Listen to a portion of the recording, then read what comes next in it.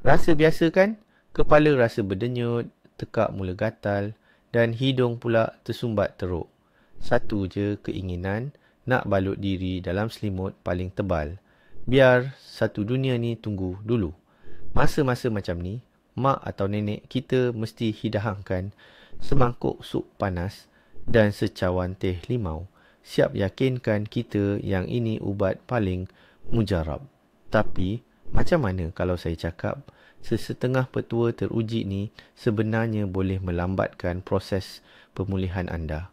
Dalam video ni, kita akan buat semakan menyeluruh di dapur hospital anda. Kita akan kupas apa yang sebenarnya patut anda makan masa selsema atau demam supaya ia membantu badan, bukannya menghalangnya. Kita akan asingkan fakta saintifik dari cerita dongeng nenek moyang. Ngomong-ngomong, apa makanan utama anda untuk lawan selsema? Kongsikan di ruangan komen sekarang juga. Dan di akhir video kita akan tengok, adakah pilihan anda tepat? Sebelum kita beralih kepada makanan spesifik, kita fahami dulu kenapa makanan ni penting sangat masa kita sakit. Yang fikir makanan boleh bunuh virus. Tapi, jawapan ni tak berapa tepat. Sistem imun anda ibarat tentera yang besar dan kompleks yang masuk berperang melawan jangkitan. Setiap tentera memerlukan sumber, tenaga, bahan binaan dan peluru. Inilah yang disediakan oleh makanan. Bila suhu badan naik, tubuh anda membakar sejumlah besar tenaga, walaupun anda hanya berbaring. Sel-sel imun, antibodi, semua ni diperbuat daripada protein dan nutrien lain yang perlu sentiasa diisi semula. Jadi, pemakanan yang betul semasa sakit bukanlah rawatan secara langsung, tetapi ia adalah sokongan strategik kepada tentera anda. Anda bekalkan semua yang diperlukan supaya mereka dapat berjuang dengan efektif dan lebih cepat mencapai kemenangan terhadap penceroboh. Jadi, peraturan nombor 1 yang paling utama dan tidak boleh disangkal, ini bukan pasal makanan pun, ia adalah tentang penghidratan. Secara ringkasnya, minum air atau cecair secukupnya. Semasa anda sakit, air memainkan beberapa peranan yang sangat penting dan kritikal. Pertama, bila anda demam panas dan pernafasan menjadi laju, badan anda akan kehilangan lebih banyak air daripada biasa. Dehidrasi atau kekurangan air adalah punca utama yang membawa kepada keadaan kesihatan yang makin merosot, sakit kepala dan rasa lemah badan. Kedua, air membantu mencairkan mukus atau kahak yang terkumpul dalam hidung dan bronkus. Ini memudahkan kahak keluar sekaligus membantu anda bernafas dengan lebih selesa. Ketiga, cecair adalah medium untuk mengeluarkan toksin dari badan. Toksin ini adalah hasil buangan daripada virus dan sel-sel yang telah mati. Bayangkan air ini seperti sistem pengangkutan yang mengangkut dan membuang semua sampah atau sisa kotoran dari medan pertempuran dalam badan. Sebab itu, air kosong, teh suam tanpa gula atau air suam biasa perlu menjadi kawan rapat anda sepanjang tempoh sakit. Cuba minum sedikit demi sedikit tetapi secara berterusan sepanjang hari anda. Selain air kosong biasa, minuman suam memberikan manfaat yang sangat besar. Ini bukan sekadar tentang rasa selesa dan ketenangan yang dibawanya. Minuman suam membantu meredakan kerengsaan dan sakit tekak dengan cara membersihkan lendir dan virus dari selaput mukosa secara mekanikal. Ia juga membantu melebarkan saluran darah yang sedikit sebanyak dapat mengurangkan hidung tersumbat. Teh herba adalah pilihan yang amat baik. Kamomil mempunyai kesan anti radang yang ringan dan menenangkan yang pastinya membantu anda tidur lebih lena. Teh halia yang akan kita bincangkan secara berasingan nanti berkesan untuk menangani loya dan keradangan. Teh bunga limau, linden tea, secara tradisionalnya digunakan sebagai agen yang merangsang pengeluaran peluh. Malah, air suam biasa dengan hirisan lemon pun sudah memadai. Peraturan utamanya ialah elakkan minuman bergula, air berkarbonat atau jus kotak. Lebihan gula tidak diperlukan sama sekali oleh badan anda ketika ini dan kita akan kupas alasannya tidak lama lagi. Sekarang, mari kita sentuh satu legenda. Siapa lagi kalau bukan raja dalam menu orang sakit, iaitu sup ayam. Kenapa dari generasi ke generasi ia dianggap penawar utama selsema? Ini sekadar kesan placebo atau memang ada manfaat sebenar di dalamnya? Sains membuktikan manfaatnya memang wujud. Pertama, sup ayam ini adalah cecair sama penting untuk hidrasi, tetapi ia datang dengan kelebihan tambahan. Ia mengandungi elektrolit seperti natrium dan kalium yang sering hilang melalui peluh apabila kita demam panas. Kedua, sup ini juga sumber protein yang mudah dihadam. Asid amino daripadanya terus digunakan untuk membina semula sel-sel imun yang baru. Ketiga, kajian menunjukkan bahawa sesetengah komponen dalam sup ayam mampu memberikan kesan anti radang yang ringan. Ia melambatkan pergerakan sel-sel imun tertentu yang menjadi punca kepada simptom selesema. Akhir sekali, wap panas yang terhasil daripada semangkuk sup yang mengepul adalah proses penyedutan inhalasi yang sangat baik. Ia membantu melegakan hidung tersumbat. Jadi, memang benar, sup ayam bukan sekadar makanan biasa, tetapi ia adalah penawar yang betul-betul berkesan. Sekarang, mari kita bongkar mitos-mitos yang popular. Dan kita mulakan dengan yang paling popular dan sukar mati, jangan minum susu. Nanti badan berlendir, berkahak lebih banyak. Pasti ramai antara kita pernah dengar tentang larang ini sejak kecil, kan? Ada kepercayaan yang mengatakan produk tenusuk akan meningkatkan penghasilan kahak di paru-paru dan lendir di hidung, sekaligus memburukkan lagi keadaan batuk dan selsema. Hakikatnya, ini tidak benar. Pelbagai kajian saintifik, termasuklah semakan review oleh saintis di Australia, tidak menemui sebarang kaitan langsung antara pengambilan susu dengan peningkatan penghasilan lendir, sama ada pada individu sihat maupun yang sedang demam ataupun selsema. Jadi, dari mana asalnya mitos ini? Ini kerana susu itu sendiri adalah sejenis emulsi. Wardambosa. Selepas anda minum, susu mungkin meninggalkan lapisan nipis dalam mulut yang memberi rasa subjektif, seolah-olah air liur anda menjadi lebih pekat atau melekit.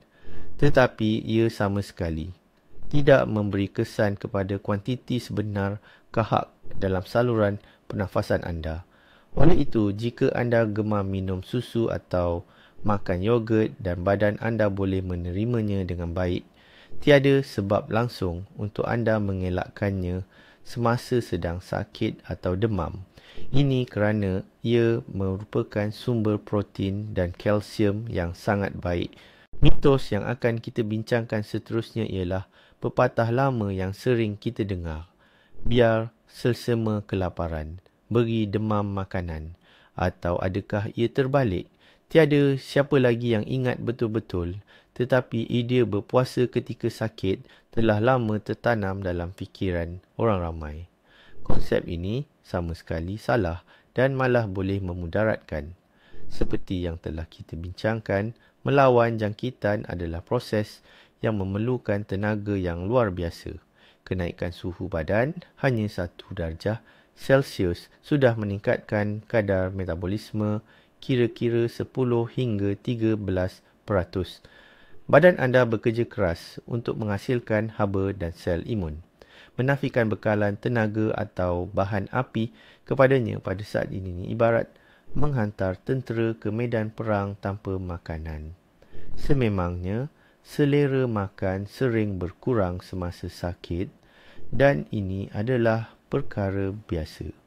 Anda tidak perlu makan secara paksa.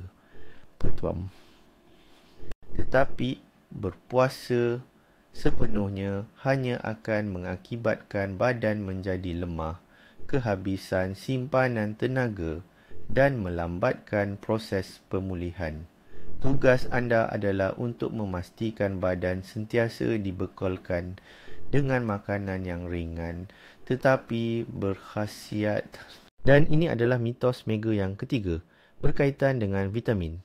Sebaik sahaja kita rasa tekak, mula gatal-gatal atau sakit sedikit, secara automatik kita akan capai vitamin C, limau atau oren. Kononnya, idea untuk memuatkan dos vitamin C secara maksimum ini sangat logik. Ia memang dikenali sebagai antioksidan yang kuat dan penggalak imuniti badan. Walau bagaimanapun, ada beberapa tanda tanya yang penting di sini. Kajian menunjukkan bahawa pengambilan vitamin C selepas anda sudah mula sakit hampir tidak memberi kesan pada tempoh maupun keterukan gejala penyakit itu. Ia mungkin berkesan untuk tujuan pencegahan, profilaksis, terutamanya bagi mereka yang sering melakukan aktiviti fizikal yang berat. Tetapi apabila virus sudah pun ada dalam badan, makan sekilogram oren bukanlah idea yang bagus. Pertama sekali, badan kita tidak mampu menyerap dan menyimpan terlalu banyak vitamin C. Dan itu hanya akan dikeluarkan melalui air kencing. Kedua, asam ascorbic yang terlalu besar boleh menyebabkan gangguan perut atau cirit-birit. Jadi, cukuplah jika anda memastikan anda mendapat keperluan harian vitamin C daripada makanan biasa seperti beri, lada benggala, kiwi atau buah-buahan sitrus. Jumlah itu sudah memadai. Mari kita tinggalkan mitos dan beralih kepada produk yang benar-benar membantu. Yang pertama dalam senarai kita ialah bawang putih. Bawang putih terkenal sebagai penangkis makhluk halus dan reputasi ini turut melekat pada kemampuannya melawan virus. Bukan omong kosong, bawang putih mengandungi sebatian yang dipanggil allicin yang terhasil apabila ia dihancurkan atau dikunyah. Mempunyai sifat antibakteria dan antivirus yang telah terbukti secara saintifik. Kajian menunjukkan bahawa mereka yang kerap mengambil bawang putih kurang dijangkiti selesema. Kalaupun sakit, tempoh pemulihan mereka sedikit lebih cepat. Untuk mendapatkan manfaat maksimum, bawang putih lebih baik dimakan segar. Selepas dihancurkan, biarkan ia bernafas selama kira-kira 10 minit. Ini penting agar allicin sempat terbentuk sepenuhnya sebelum anda menambahkannya ke dalam makanan. Anda juga boleh menyediakan roti bakar ubat yang ringkas. Ambil sekeping roti yang telah dipanggang, gosok dengan sebiji bawang putih dan titiskan sedikit minyak zaitun. Sudah tentu, bawang putih bukanlah ubat ajaib, tetapi ia adalah cara yang mujarab dan mudah didapati untuk menguatkan sistem imun anda. Selain itu, satu lagi akar yang wajar diberi tumpuan ialah halia. Halia telah digunakan dalam perubatan tradisional di seluruh dunia sejak berabad-abad lamanya dan kini sains moden mengesahkan khasiatnya. Halia mengandungi bahan aktif seperti gingerol yang terkenal dengan sifat anti radang yang sangat kuat. Ini sangat membantu mengurangkan sakit tekak dan lenguh-lenguh badan. Selain itu, halia juga dikenali sebagai ubat mujarab untuk loya atau mual, gejala yang sering dialami sesuatu semasa demam atau selesema. Ia berfungsi menenangkan perut dan melancarkan sistem penghadapan. Cara paling mudah untuk mengambil khasiatnya adalah dengan menyediakan teh halia. Hanya iris beberapa kepingan nipis halia segar, tuangkan air panas, tetapi bukan air mendidih. Biarkan meresap selama 5 hingga 7 minit dan tambahkan irisan lemon serta sesudu madu. Minuman ini bukan sahaja akan menghangatkan badan dan melegakan gejala, malah ia turut membantu anda kekal terhidrasi. Halia memang merupakan sekutu beraroma anda dalam memerangi masalah kesihatan. Bila kita bercakap tentang teh halia, kita mesti sebut tentang pasangan idealnya, madu. Madu ini bukan sekadar pemanis asal semula jadi, tetapi ia adalah antiseptik alam semula. Jadi, yang sebenar. Madu memiliki sifat antibakteria dan antimikrob yang telah terbukti keberkesanannya.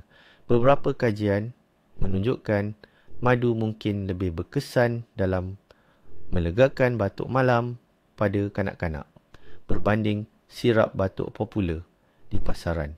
Madu menyalut tekak yang sakit atau merengsa, mewujudkan lapisan pelindung yang dapat menghilangkan rasa gatal dan ketidakselesaan. Walau bagaimanapun, terdapat 2 peraturan yang sangat penting yang perlu dipatuhi. Yang pertama, jangan sekali-kali berikan madu kepada kanak-kanak di bawah usia 1 tahun kerana risiko botulisme. Yang kedua, elakkan sama sekali daripada mencampurkan madu dalam air mendidih atau air panas menggelegak. Pada suhu melebihi 40 hingga 50 darjah Celsius, kebanyakan enzim bermanfaat madu akan musnah. Oleh itu, campurkan madu ke dalam teh yang sudah suam sedikit atau cukup sekadar makan 1 sudu teh madu sambil membiarkannya larut perlahan-lahan dalam mulut anda. Sebaiknya, pilih jenis madu yang berwarna gelap. Contohnya seperti madu buckwheat gandum kuda, kerana ia lazimnya mengandungi kandungan antioksidan yang lebih tinggi. Kita sudah sentuh tentang protein dalam konteks sup ayam sebelum ini, tetapi kepentingannya harus ditekankan secara berasingan. Protein terdiri daripada asid amino, iaitu blok binaan utama yang digunakan badan untuk membina hampir segala-galanya. Ini termasuk sel-sel sistem imun, seperti limfosit, antibodi dan sitokin. Tanpa bekalan protein yang mencukupi, tentera pertahanan badan anda akan menjadi lemah dan kurang berkesan. Semasa sakit, keperluan protein anda akan meningkat. Walau bagaimanapun, selera untuk menikmati stik besar atau hidangan berlemak tinggi mungkin tidak ada dan sebenarnya tidak diperlukan pun. Pada masa ini, amat penting untuk memilih sumber protein yang mudah dicerna oleh perut. Pilihan ideal termasuklah dada ayam atau daging, ayam Belanda yang direbus, ikan tanpa lemak yang dikukus, telur rebus atau omelet. Bagi mereka yang mengamalkan diet vegetarian, tauhu, sup kacang dal, lentil atau quinoa adalah pilihan yang sangat baik. Yang paling penting, pastikan anda memasukkan sumber protein, walaupun dalam kuantiti kecil, dalam setiap hidangan anda. Ini memastikan badan anda sentiasa mendapat bekalan bahan binaan yang berterusan untuk proses penyembuhan. Jika vitamin C dikenali sebagai general popular dalam tentera imun badan kita, maka zinc pula adalah kardinal kelabuknya. Kepentingannya mungkin jarang diperkatakan, tetapi peranannya dalam melawan virus adalah sangat besar.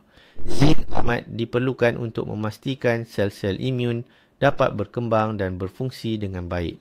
Kajian yang diringkaskan dalam semakan Cochrane menunjukkan bahawa pengambilan zinc dalam tempoh 24 jam pertama selepas simptom selesema muncul boleh memendekkan tempoh sakit secara purata sebanyak 1 hari. Ini kerana zinc bertindak menghalang rhinovirus, punca utama selesema, daripada membiak dalam membran mukus hidung kita. Jadi, Di manakah kita boleh mendapatkan mikronutrien penting ini? Makanan yang paling kaya dengan zinc adalah tiram oysters. Namun harus diakui, ia bukanlah pilihan makanan yang lazim atau mudah didapati ketika kita sakit.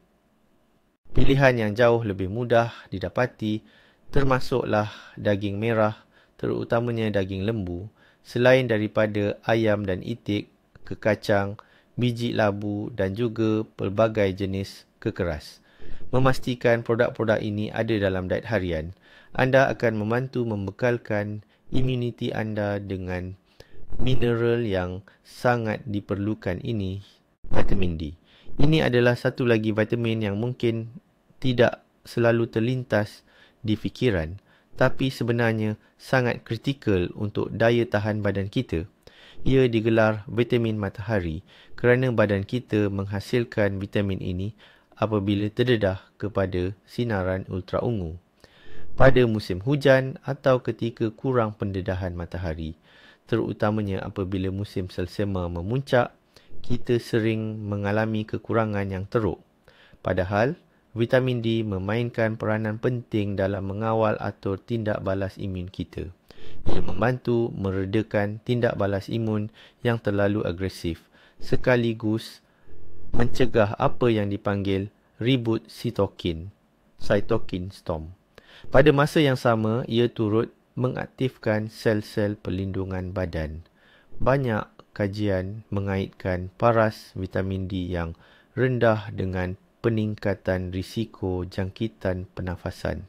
Sukar untuk menampung sepenuhnya kekurangan vitamin ini hanya melalui makanan, tetapi kita boleh membantu tubuh kita. Sertakan ikan berlemak dalam diet anda, seperti salmon, ikan kembung, mackerel atau ikan herring, serta kuning telur dan minyak hati ikan kod. Mungkin lebih baik anda berbincang dengan doktor tentang pengambilan suplemen vitamin D sebagai langkah pencegahan, terutamanya ketika musim kurang pendedahan cahaya matahari. Jarang sekali kita terfikir, namun kesihatan sistem imun kita berkait rapat, bahkan secara langsung dengan keadaan usus kita. Kira-kira 70% daripada keseluruhan sel imun badan terletak di bahagian usus. Bakteria berfaedah yang mendiami usus kita bukan sahaja membantu proses pencernaan, malah berfungsi melatih sistem imun, mengajarinya untuk membezakan mana yang kawan dan mana yang musuh. Apabila kita jatuh sakit, terutamanya jika kita terpaksa mengambil antibiotik, keseimbangan mikroflora usus ini mungkin terganggu. Oleh itu, usaha menyokong kesihatan usus dengan mengambil probiotik adalah satu tindakan yang sangat baik. Probiotik ialah bakteria hidup dan berfaedah yang biasanya terdapat dalam makanan yang telah difermentasi.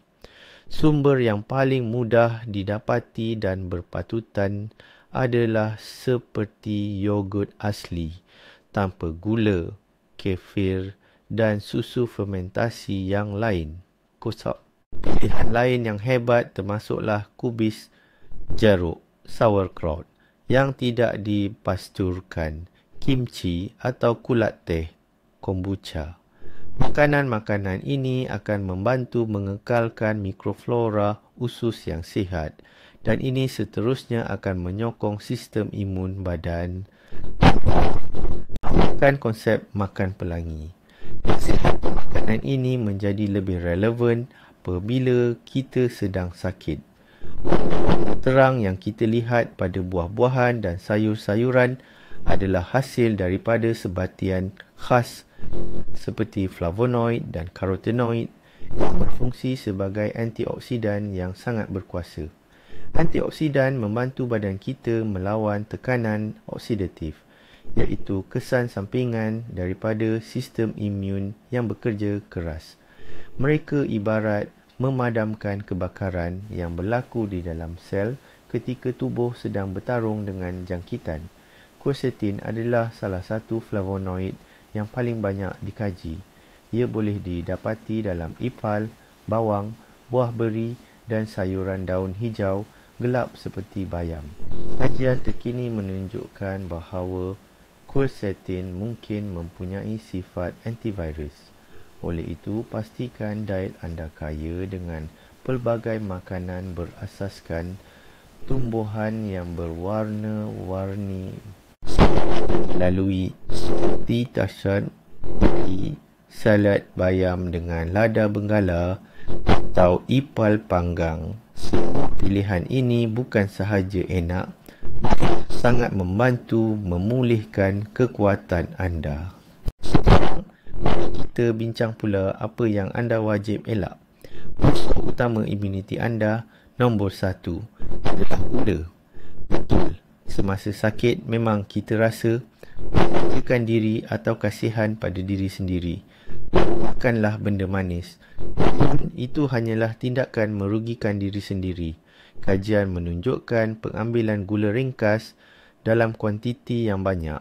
Ini termasuk bukan sahaja gula pasir tetapi juga madu berlebihan, sirap dan minuman manis boleh menekan aktiviti leukosit iaitu sel darah putih yang merupakan pejuang utama badan kita melawan jangkitan. Kesan ini boleh berlarutan selama beberapa jam. Maknanya, bila anda makan coklat atau minum segelas kola, anda sebenarnya secara harfiah telah mengikat tangan sistem imun anda buat sementara waktu. Sebab itu, semasa sakit, elakkan makan gula-gula, makanan bakar seperti kek atau roti manis, yogurt manis dan minuman berkarbonat. Jika teringin manis, makanlah sedikit buah beri atau buah-buahan lain. Dalam buah, gula datang bersama serat dan vitamin yang bermanfaat untuk badan. Perkara kedua yang wajib kita elakkan dalam senarai pantang ini adalah alkohol. Resipi lama orang kampung iaitu 100 gram vodka campur cili untuk panaskan badan adalah antara idea yang paling memudaratkan yang pernah dicipta. Pertama sekali, alkohol menyebabkan dehidrasi dan kita ingat penghidratan atau minum air yang cukup adalah kunci utama kepada pemulihan. Ia mempunyai kesan diuretik menyebabkan anda sering membuang air kecil dan kehilangan cecair badan yang sangat berharga. Kedua, alkohol mengganggu kualiti tidur anda. Walaupun anda mungkin rasa lebih cepat tidur, fasa tidur yang nyenyak dan pemulihan, iaitu deep sleep, akan terjejas. Sedangkan proses utama regenerasi dan pemulihan badan berlaku semasa kita tidur. Ketiga, pemprosesan alkohol memberikan beban tambahan yang sangat besar kepada hati, liver, yang sedia maklum sedang sibuk melakukan proses detoksifikasi badan anda. Akhir sekali, alkohol sama seperti gula akan melemahkan sistem imunisasi anda. Jadi, tiada istilah dos untuk ubat bagi alkohol. Ia adalah pantang larang yang ketat sehingga anda sembuh sepenuhnya. Ramai yang tak dapat bayangkan memulakan pagi tanpa secawan kopi, terutamanya apabila badan memang rasa tak bermaya. Mereka percaya kafein akan memberi tenaga segera untuk mengharungi hari. Namun, ketika sakit, kafein adalah bantuan yang salah. Kafein, sama seperti alkohol, adalah diuretik. Ini bermakna ia menyebabkan badan kehilangan cecair, sekaligus menghalang proses hidrasi yang amat diperlukan. Selain itu, kafein bertindak sebagai perangsang sistem saraf pusat. Kesejukan atau rasa cergas palsu yang diberikan menghalang badan daripada mendapat apa yang paling ia perlukan, iaitu rehat yang berkualiti. Anda mungkin tidak sedar betapa letihnya diri, tetapi sebenarnya badan anda sangat memerlukan tidur untuk memulihkan diri. Minuman tenaga, energy drinks, adalah lebih buruk kerana ia bukan sahaja mengandungi kafein, malah ditambah dengan jumlah gula yang sangat tinggi. Itu semasa anda sakit, gantikan kopi dengan teh herba atau air suam biasa. Biarkan badan anda berehat seberapa banyak yang ia perlukan untuk penyembuhan. Apabila anda jatuh sakit, semua tenaga badan perlu difokuskan untuk melawan virus, bukannya digunakan untuk mencerna makanan yang berat. Kentang goreng, stik berlemak, pizza, burger, semua ini memerlukan sistem penghadaman bekerja keras. Akan berkumpul di perut untuk proses hadam, bukannya disalurkan ke organ-organ yang memerlukan tindak balas imun. Makanan berat boleh menyebabkan rasa tidak selesa, kembung perut dan loya, sekaligus memburukkan lagi keadaan kesihatan anda yang sedia tidak baik. Oleh itu, tumpuan anda harus diberikan kepada hidangan yang ringkas dan mudah dihadam. Pilihan ideal termasuk makanan lenyek seperti kentang, lobak atau bunga kobis, bola ayam atau ayam Belanda yang dikukus, ikan rebus, bubur yang dimasak dengan air atau susu cair, dan epal panggang. Makanan seperti ini membekalkan tenaga dan nutrien yang diperlukan oleh badan tanpa membebankan sistem anda. Semakin ringkas makanan, semakin mudah badan anda berfungsi. Satu peraturan paling penting semasa sakit adalah untuk mendengar apa yang badan anda cuba sampaikan. Tubuh anda adalah sistem yang sangat pintar dan ia akan memberikan isyarat dengan sendirinya. Jika anda hilang selera makan, terutamanya di awal-awal hari jatuh sakit, jangan paksa diri anda untuk makan. Ini adalah tindak balas yang sangat normal. Badan sedang menumpukan segala kudrat untuk melawan jangkitan, jadi ia tidak punya tenaga untuk proses penghadaman. Memaksa diri untuk makan hanya akan menyebabkan rasa mual dan ketidakselesaan. Sepanjang tempoh ini, fokuskan kepada pengambilan cecair. Apabila selera makan anda mula kembali secara beransur-ansur, mulakan dengan makanan yang ringan seperti sup, bubur cair, smoothie atau yogurt. Makan dalam porsi kecil tetapi lebih kerap, iaitu setiap 3 hingga 4 jam. Ini akan membantu mengekalkan tahap tenaga yang stabil tanpa membebankan saluran pencernaan anda. Kembalinya selera makan adalah petanda yang pasti bahawa anda sedang pulih sepenuhnya. Syukur, fasa paling sukar sudah berlalu, demam sudah kebah dan tenaga pun mula kembali. Jadi, apa langkah seterusnya? Proses pemulihan anda sebenarnya belum selesai lagi. Badan anda perlu ganti semula sumber tenaga yang hilang dan mengumpul kekuatan. Masa ini, penting untuk anda elakkan terus menjamah makanan yang terlalu berat. Teruskan makan secara kerap dalam kuantiti yang kecil atau sedikit demi sedikit dan tingkatkan saiz hidangan secara beransur-ansur. Berikan perhatian khusus kepada pemulihan mikroflora usus anda yang mungkin terjejas semasa sakit. Teruskan mengambil makanan probiotik seperti kefir dan yogurt asli. Jangan lupa tambah probiotik dalam diet anda. Ini adalah makanan untuk bakteria baik dalam usus. Sumber probiotik ini termasuk pisang, bawang, bawang putih dan juga produk bijirin penuh.